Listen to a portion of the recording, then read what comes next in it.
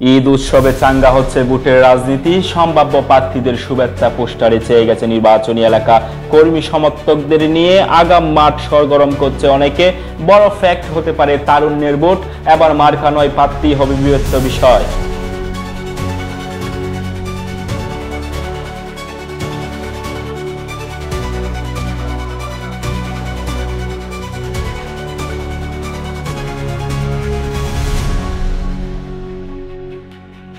পুরোদমে ভোটের প্রস্তুতি শুরু করেছেন আগামী সংসদ নির্বাচনের সম্ভাব্য প্রার্থীরা। বিশেষ করে বিএনপি ও জামায়াতে ইসলামের প্রার্থীরা চষে বেড়াচ্ছেন মাঠ।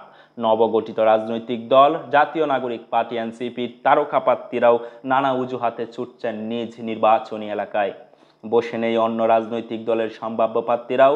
জনসমর্থন আদায়ে সাধারণ মানুষের মন জয়ের চেষ্টায় কমতি নেই তাদের।